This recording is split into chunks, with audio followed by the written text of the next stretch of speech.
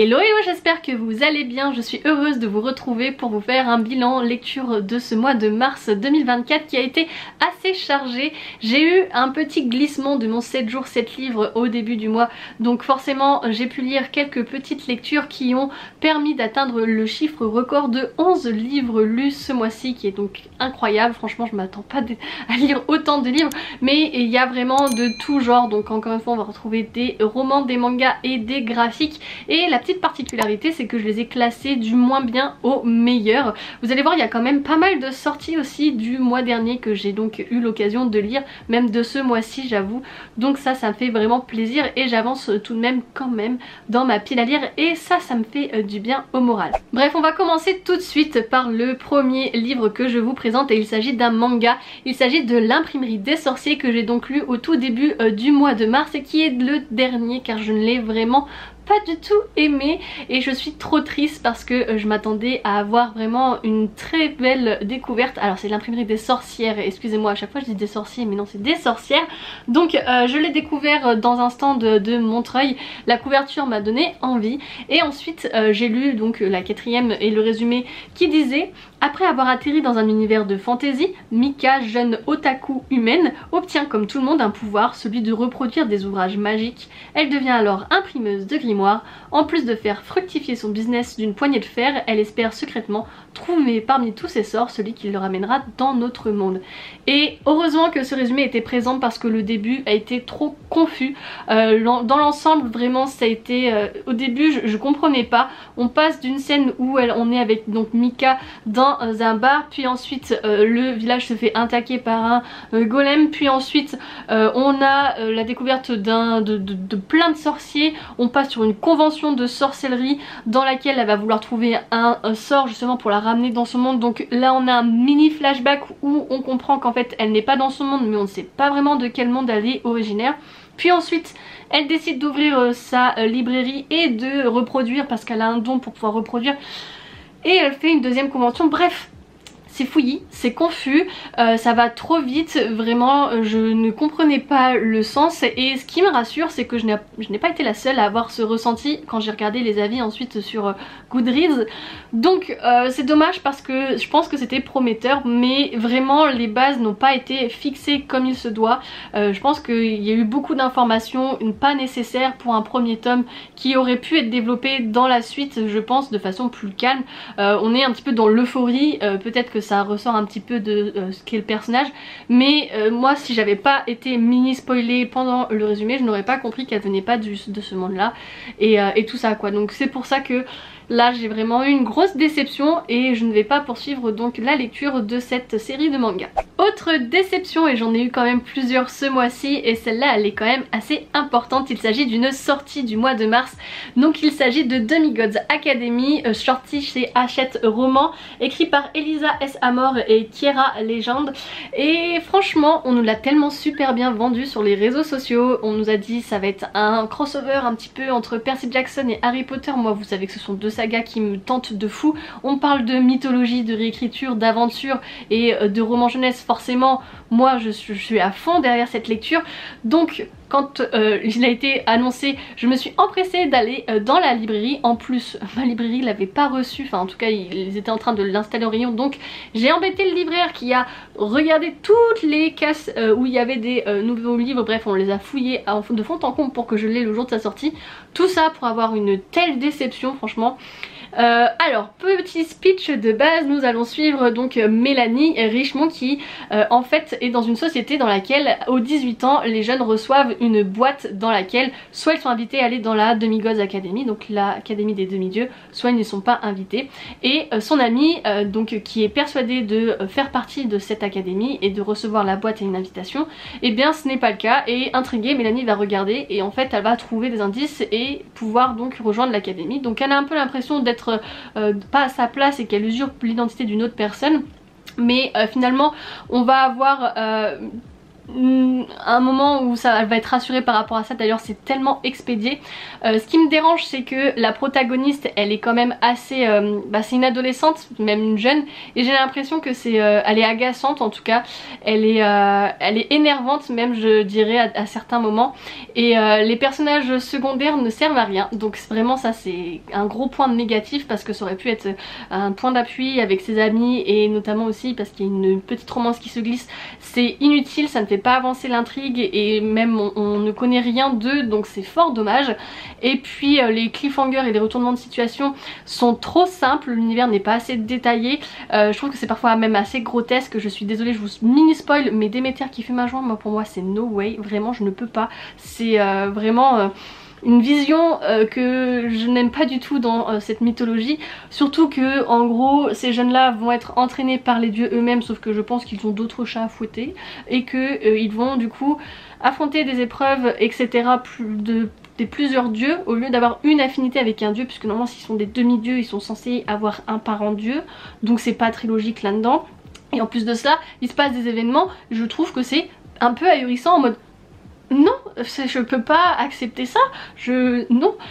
Bref, c'est non, pour moi j'ai un 2 sur 5, vraiment ça a pas du tout été, j'ai pas du tout été convaincue par ces aventures là, et donc je ne poursuivrai pas cette saga qui en plus est en 12 volumes, donc d'un côté c'est pas plus mal, j'ai envie de dire ça fera des économies et du temps de gagner. On poursuit sur les déceptions autour de la mythologie, décidément j'ai pas eu de chance ce mois-ci, en plus il s'agit d'un service presse et j'aime pas trop critiquer les services presse, mais bon en même temps il faut aussi le dire quand c'est des lectures qui nous ont un peu moins convaincus. Donc j'ai reçu de la part de Page Turner la dernière parution de Bayard, donc c'est Sikander et la vengeance des dieux, écrit par Zarvat Chadha, et dans cet ouvrage on nous dit qu'il va y avoir une réécriture autour de la mythologie mésopotamienne, surtout que nous avons un petit extrait ici de Rick Riordan qui dit que ça a été très bien écrit etc. Vous savez, encore une fois je suis très fan de sa plume, donc je me suis dit que si c'est recommandé par le grand Rick Riordan c'est que ça va certainement me plaire, d'autant plus que dans la 4ème de couverture, dans le résumé, on nous dit clairement que donc nous allons suivre Sikander qui après la mort de son grand frère Mo va aider ses parents à tenir son restaurant, sauf que un jour il va être attaqué par des démons et par le dieu des enfers qui souhaite récupérer quelque chose qu'il aurait volé, et que s'il ne le récupère pas et bien ça va menacer toute la planète et notamment New York. Bref, ça ressemble un petit peu au speech en plus de Percy Jackson tome 1, donc je me suis dit ok ça peut forcément me plaire. Et je sais pas si c'est parce que je n'ai pas été très attachée à la culture mésopotamienne ou des mythes et légendes, mais je trouve que la description des démons et du dieu des enfers est vraiment répugnante et vraiment ça m'a extrêmement dérangée. Je pense que ça fait partie voilà, de cette culture qu'on apprend à découvrir finalement avec cette saga, et c'est l'un des points positifs qu'il faut soulever, c'est que donc on va suivre des personnes immigrées qui venaient de base d'Irak, et on a très peu de points de vue de ces régions du monde, donc on a une ouverture culturelle assez importante et ça vraiment c'est à souligner et c'est appréciable. Mais la façon dont c'est fait c'est très grotesque, alors c'est peut-être parce que c'est destiné à des enfants, mais les démons qui sont un mélange d'animaux, de crapauds, chats, avec des chapeaux melons, des asticots et des mouches, bref ça donne vraiment un mélange très peu ragoûtant. Je peux vous garantir que l'ambiance glauque elle se développe dans tout le livre, et vraiment ça crée un malaise, en tout cas j'ai eu un mal-être en lisant tout ça. Pas dans le sens où je me sentais mal, mais dans le sens où c'était vraiment répugnant et ça m'a dérangée. Et encore une fois ça a été très lent, donc on découvre dès les premiers chapitres qu'il se fait attaquer, mais on comprend pourquoi que à la moitié du livre, et pourtant c'est marqué qu'il aurait volé quelque chose dans la 4ème de couverture, donc pourquoi ils ne nous l'ont pas dit plus tôt. Et puis après tout s'accélère, mais en même temps on s'attache pas encore une fois aux personnages. Je trouve qu'ils ont pas assez de ressenti, de sentiments, d'émotions qui fait qu'on a de la compassion ou qu'on s'identifie à eux. Je trouve que c'est assez rapide, pareil dans la résolution de différentes intrigues sous prétexte de divinité et de pouvoir divin, donc hop on expédie tout ça rapidement. Là il y a au milieu du livre une scène de combat que je trouve aberrante parce que, enfin je sais pas, Ishtar elle est là depuis des siècles et des siècles et des siècles, et puis il lui arrive ça, enfin c'est pas possible, c'est pas, il manque quelque chose là, c'est incohérent. ce qui arrive à Sikander aussi. À la fin il y a une grosse incohérence si vous lisez le livre, ou alors c'est que juste j'ai un peu mal compris la chose. Bref, j'ai mis tous les spoilers dans mon avis Goodreads si vous souhaitez aller le lire pour qu'on puisse en discuter ensemble un petit peu plus en détail.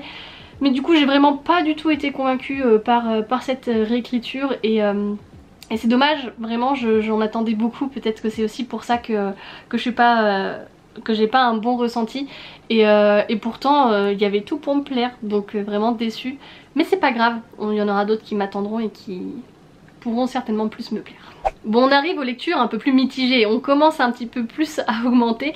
On arrive vraiment dans des lectures où j'ai mis 3 étoiles sur 5 et donc j'ai terminé la saga du labyrinthe avec le 3e tome qui était donc en lecture commune sur le Discord, donc Le Remède Mortel écrit par James Dashner, et j'ai un peu mieux apprécié quand même ce 3e tome que le précédent, notamment le tome 2 où que j'avais vraiment eu extrêmement de mal. Globalement je reste quand même dans l'incompréhension autour de cette saga, je comprends pas tout l'engouement qu'il y a pu y avoir.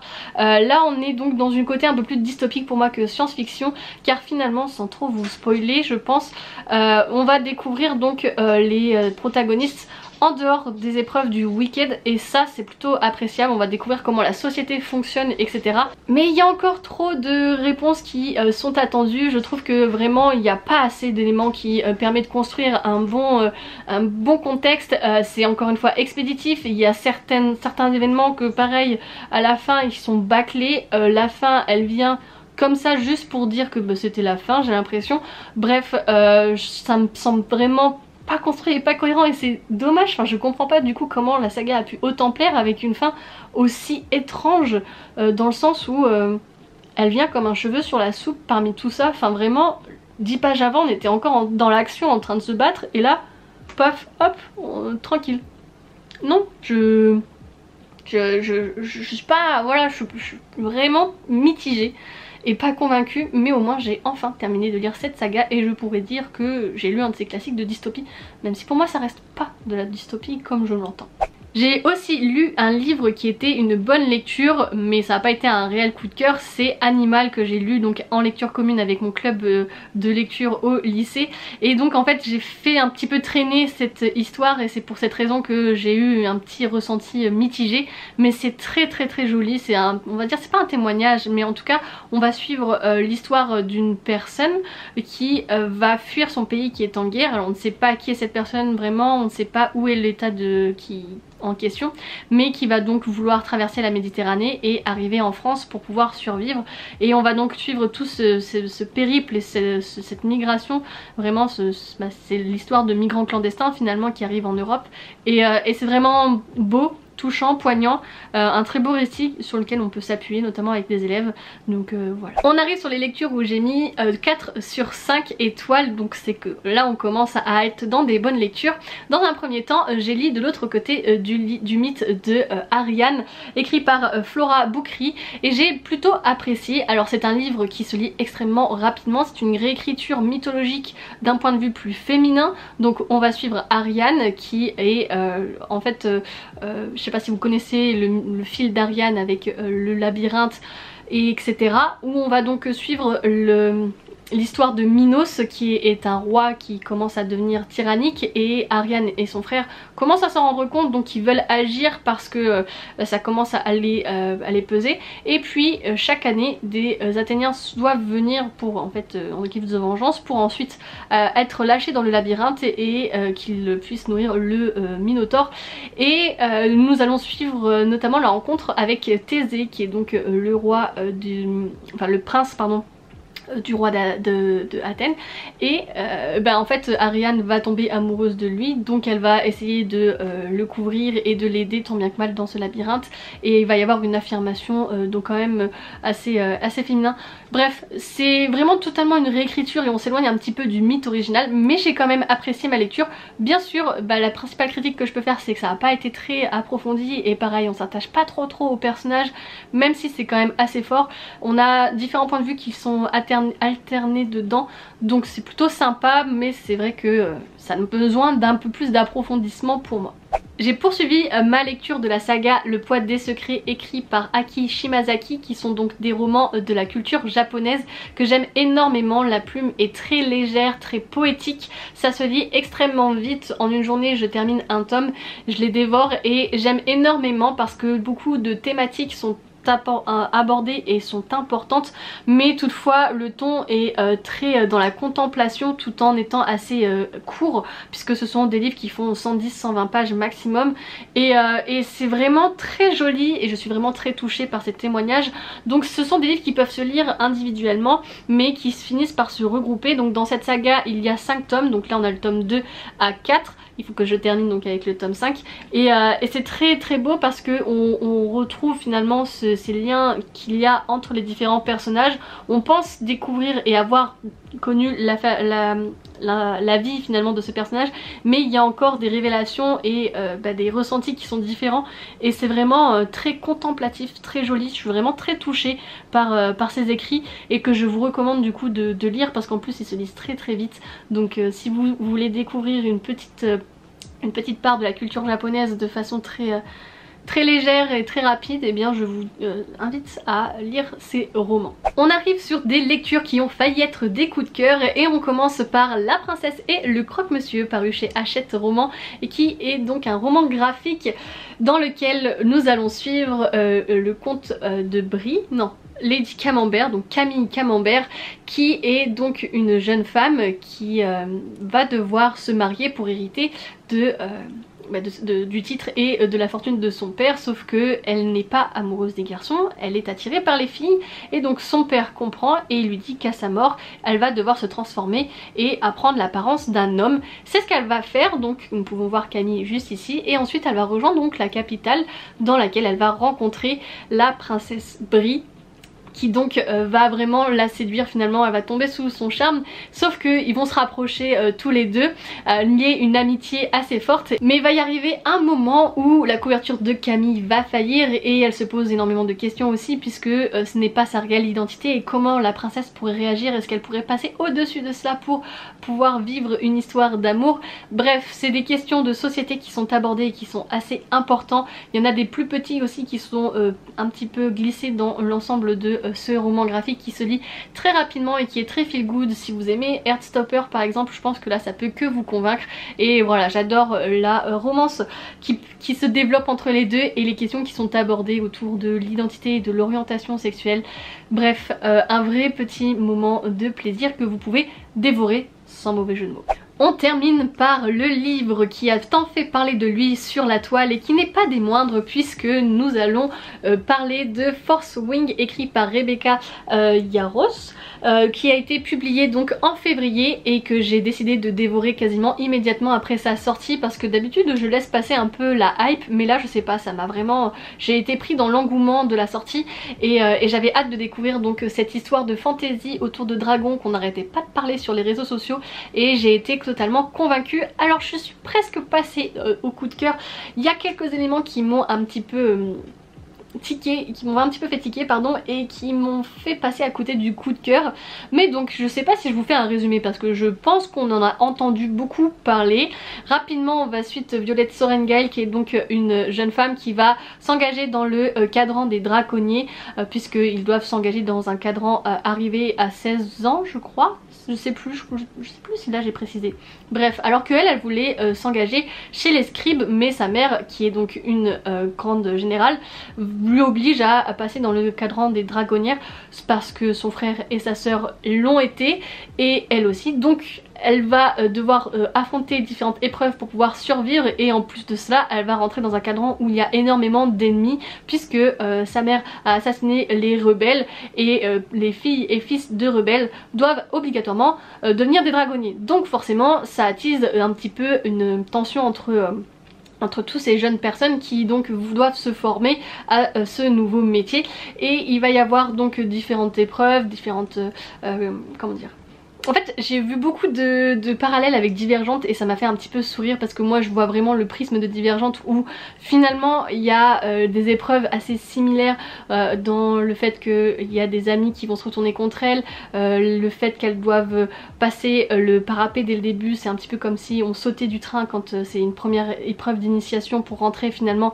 dans le cadran, le lancer de couteau, enfin bref il y a tellement de choses qui me font penser à Divergente et je pourrais approfondir un peu plus si vous le souhaitez dans les commentaires, mais ça m'a fait un petit peu sourire. Bien sûr je pense même pas qu'il y ait de lien entre les deux, je suis même pas sûre que l'auteur connaisse Divergente, mais si c'est le cas je pense qu'elle s'est inspirée, bref c'est pas le sujet, mais du coup à la moitié du livre je trouve qu'il y a un changement qui s'opère, un petit peu au moment où elle devient dragonnière. Je vous dis pas, voilà c'est pas un spoiler parce que je pense qu'on s'en doute très bien quand on lit le livre qu'elle va finir par avoir son statut et en fait on va avoir un changement d'attitude de la part de Violette qui est donc au début une dragonnière et une personne qui est un petit peu fragile, et là elle va un peu plus s'affirmer, donc ça fait plaisir de voir un changement de personnage, de voir qu'elle se renforce à la fois physiquement mais aussi mentalement.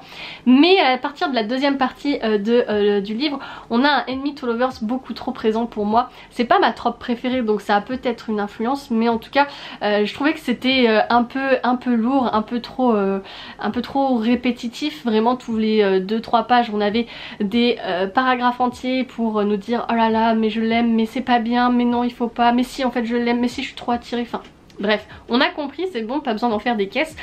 Donc voilà, ces remords et ces remises en question et ces états d'âme étaient un peu trop présents, mais ça ne m'a pas gâché non plus que ça la lecture, c'était quand même très intéressant. Et la deuxième petite chose qui m'a empêché d'avoir le coup de cœur, c'est que finalement la révélation finale je l'avais vue venir depuis longtemps, donc j'ai pas été oh my god comment ça va se terminer, comment ça va se poursuivre, etc.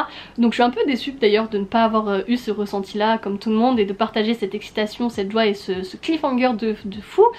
Je suis en mode bah ouais, enfin je m'en doutais quoi, et c'est super intéressant, mais voilà, du coup je pense que si je l'avais pas vu venir j'aurais eu le coup de cœur assuré, et si cette relation n'était pas aussi pesante ça aurait pu vraiment être un très gros coup de cœur. C'est une très bonne lecture hein, mais vraiment on est passé à côté du coup de cœur. Et voilà, c'est donc la fin de ce bilan lecture de ce mois de mars. N'hésitez pas à me dire dans les commentaires quelle a été vos lectures coup de cœur de ce mois-ci et quels sont vos avis sur les lectures que j'ai pu vous présenter, voir s'ils sont communs ou divergents avec moi. Si vous êtes arrivé jusque là, n'hésitez pas à mettre, je sais pas s'il y a un emoji dragon, mais soit un dragon soit un petit emoji feu en lien avec donc la dernière lecture si vous êtes resté jusqu'à la fin de la vidéo. En tout cas je vous remercie de m'avoir écouté. Si vous êtes nouveau, n'hésitez pas à me rejoindre sur les réseaux sociaux, et moi je vous dis donc à très vite pour une prochaine vidéo sur la chaîne, et surtout n'oubliez pas de vous évader. Ciao ciao.